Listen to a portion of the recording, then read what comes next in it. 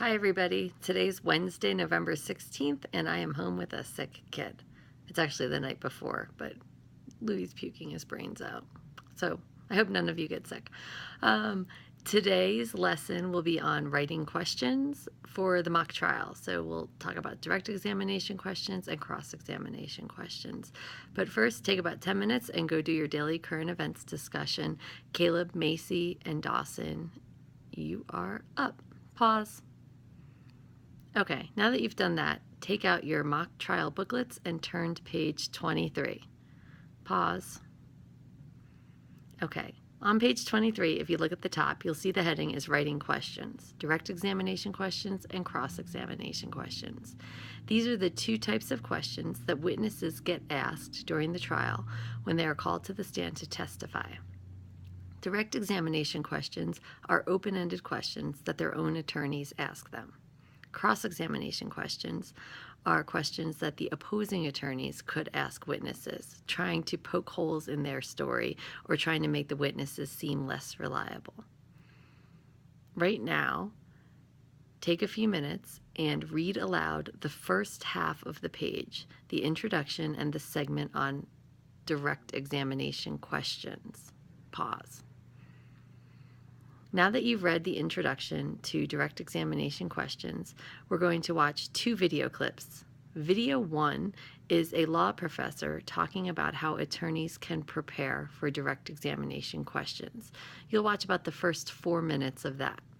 Video 2 is a little bit corny, but I chose it because it illustrates how an attorney can use open-ended questions to allow someone to tell their story. So it's a little boy talking about the story of the 3 pigs and the big bad wolf.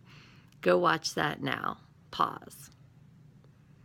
Okay, now that you've started to think about direct examination questions, we're going to shift our focus to cross-examination questions. These are questions that attorneys use to question witnesses on the opposing team. The goal is to make the witness seem a little bit less credible than they might have on direct examination. So, read the second part of the writing questions handout on page 23 aloud now. Pause. Okay. Now that you have read the section on cross-examination questions, we're going to watch 2 clips from the movie My Cousin Vinny. It was a comedy, but there are some good short cross-examination scenes to illustrate how an attorney can effectively plant a seed of doubt in a juror's mind about the testimony of one of the opposing side's witnesses. So right now, please go watch video 3 and video 4. Pause. Okay. So you've gotten through the overview of direct examination and cross-examination questions.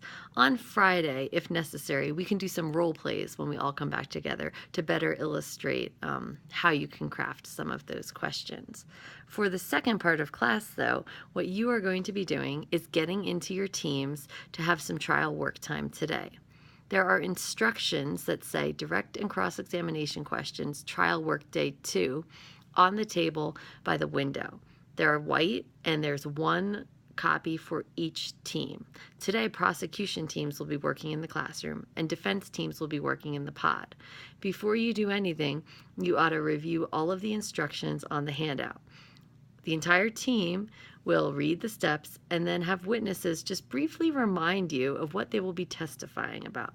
Briefly remind your team witnesses of who you are, who your character is. If you are Dorian Smith, speak in the first person and say, I'm Dorian Smith and I was there when Michael Case was shot and here's what I know.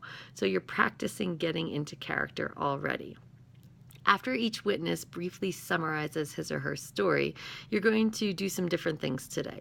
Witnesses, you'll need to grab a Chromebook and create a Google document where you can begin to write 12 to 15 open-ended direct examination questions that your own attorney can ask you when you testify that will allow you to tell your story. I included tips from previous civic students on the instructions today, and a tip from past students here said, write 1 open-ended question for every couple sentences in your witness statement. That way you'll get the chance to tell your whole story when you testify. Or if you can come up with 1 open-ended question per paragraph in your witness statement, that is often a good strategy. You're going to share this document electronically with all other members of your team so that everybody has access to all documents all of the time. Also, share those documents with me. After you do that, if there's time, brainstorm some potential weaknesses in your own story and consider how you will address them if you are targeted on cross-examination. As you're starting to figure out, some of you as witnesses have inconsistencies in your story. And so if the other attorneys pick up on that, you might get caught in a lie, whether inadvertently or not. Attorneys, what you'll want to do today focuses on both opening statements and starting to think about questions for the opposing team's witnesses. So spend some time just brainstorming ideas on pages 20 and 21 of your booklet. There's an outline there for ideas for opening statements. Then create a Google document for your team's opening statement and share it with everybody on the team. After that, if you have time, begin to read the witness statements of members of the opposing team. Try to anticipate what they'll be saying on their own direct examination so that you can start to brainstorm some ways to poke holes in their case on cross-examination. So you all have lots to do today. Keep those cell phones away. There's no reason to have your phones out when you have so many pressing things to do. I'll be back hopefully Thursday, hopefully Friday.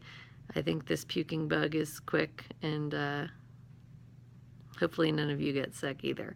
So if you need anything, swing by Thursday, but you guys will do great and have fun with it. It's intended to be fun and help you learn a lot.